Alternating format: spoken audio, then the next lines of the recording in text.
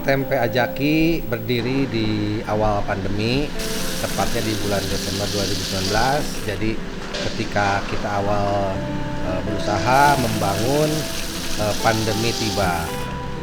Di awal-awal kita terjadi sempat drop yang cukup memprihatinkan, tetapi dengan upaya yang maksimal kita coba cari peluang-peluang yang ada, salah satunya melalui supply ke bantuan langsung tunai. Alhamdulillah itu sedikit membantu mengembalikan kita di masa pandemi. Dan dari situ perlahan mulai bangkit seiring dengan situasi dan kondisi yang ada.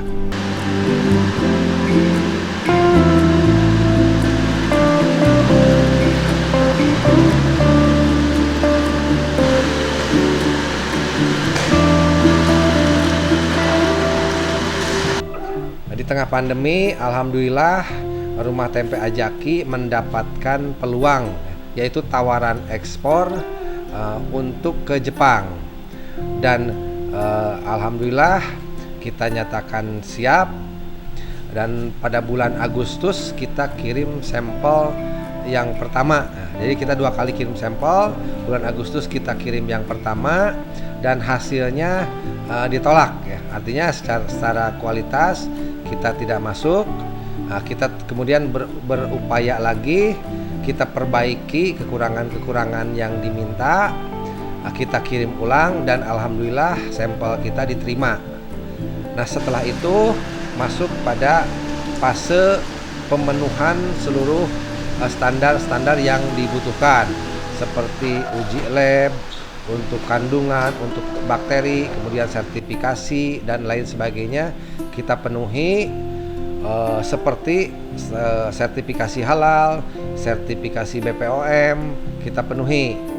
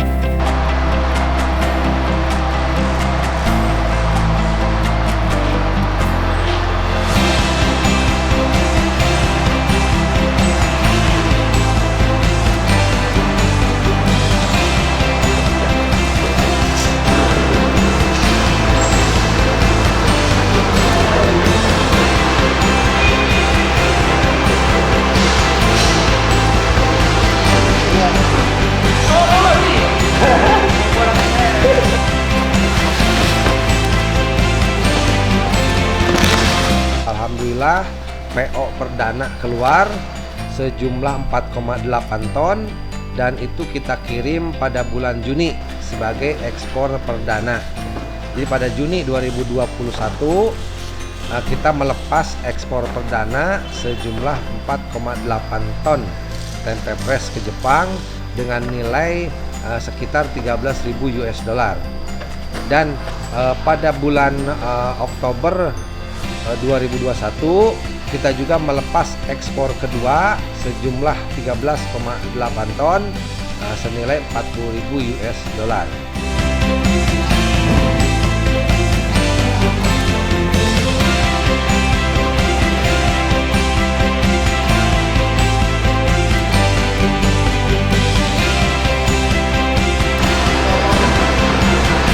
Saya sekarang sedang berada di Muara Baru, di Penjaringan, Jakarta Utara, di gudang Cold-Storage. Nah, bisa dilihat di sini, ini adalah tempe-tempe yang sudah beku, yang sudah siap kirim ke Jepang. Nah, sebentar lagi ini akan dimuat ke kontainer, setelahnya proses pembekuan.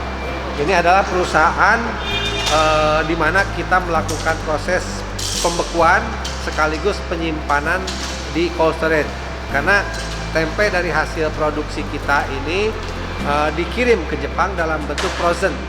Ya, jadi prosesnya adalah dari produksi hasil dari Rumah Tempe Ajaki, setiap hari kita kirim ke sini untuk proses frozen.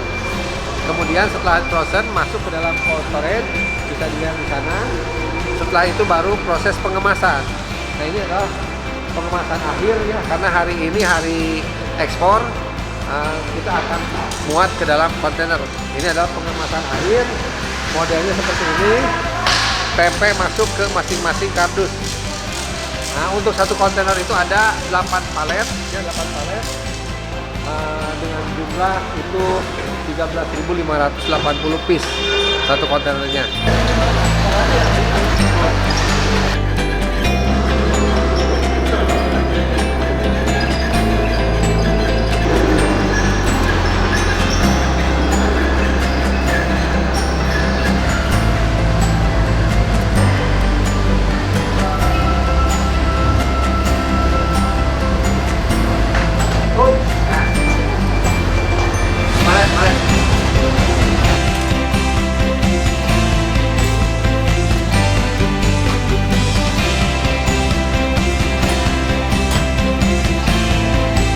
Alhamdulillah, kiriman pertama ekspor tempe kita ke Jepang membuat tempe ini viral di sana dan diapresiasi dengan berbondong-bondong mereka beli, menyerbu supermarket Gyomu untuk membeli tempe, sehingga di beberapa gerai tempe Arumia ini sudah kehabisan stok dan meminta repeat order segera.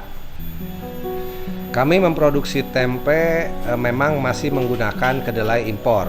Nah, cuman hal ini kan bukan berarti kedelai lokal secara kualitas ini rendah.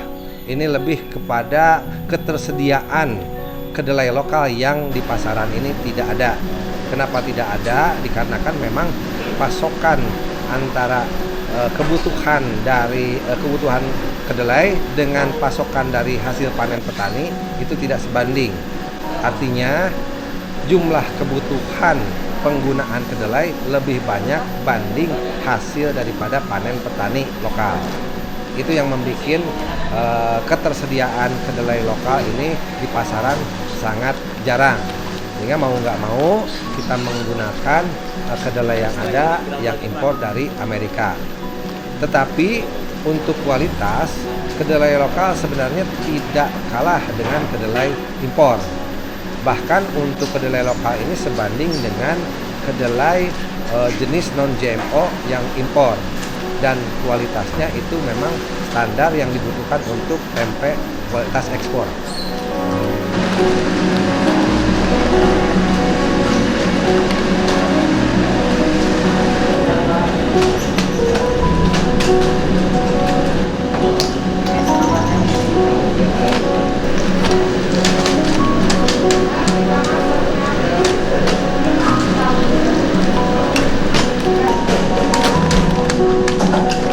Saya ucapkan terima kasih kepada pemerintah, khususnya Kementerian Pertanian yang dalam hal ini membidangi pasokan kedelai lokal, di mana kami dari Forum Komunikasi Doa Bangsa telah bermitra juga dengan Kementerian Pertanian untuk mengembangkan produksi kedelai lokal. Kita sudah bermitra dengan Kementerian Pertanian mengembangkan produksi kedelai lokal di beberapa wilayah di Indonesia, diantaranya di Jawa Barat, di Lampung, di Kalimantan, di Palu, seperti itu.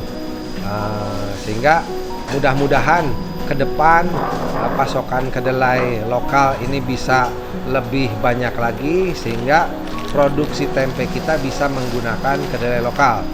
Dan saya sebagai bangsa Indonesia, anak bangsa, tempenya makanan asli Indonesia akan sangat bangga jika kedelainya adalah kedelai asli Indonesia.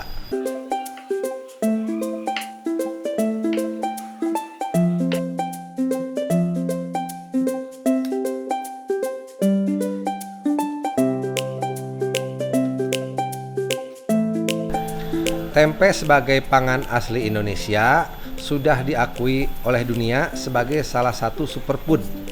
Ini sejajar dengan beras hitam di Cina dan kakaduflum dari Australia. Seharusnya kita sebagai bangsa Indonesia punya kebanggaan tersendiri terhadap tempe. Nah, saya sebagai produsen tempe yang tahu bagaimana khasiat tempe, mengajak warga Indonesia untuk mencintai tempe. Apalagi tempe tersedia dimanapun. Tinggal kita juga mungkin lebih mengangkat lagi tentang image tempe.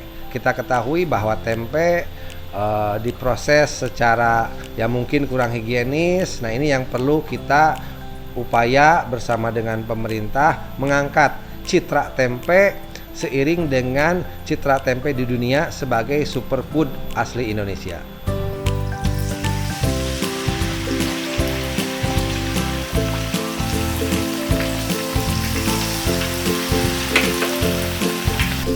Harapan saya sebagai pengrajin tempe, khususnya kepada pemerintah, agar meningkatkan citra tempe ini dengan jalan memberikan edukasi ke seluruh lapisan masyarakat agar mau memperhatikan tempe, supaya tempe ini sebagai superfood dunia ini benar-benar citranya naik, sehingga ke depan ya mudah-mudahan kita ngomong tempe, kita bicara tempe, ingat Indonesia.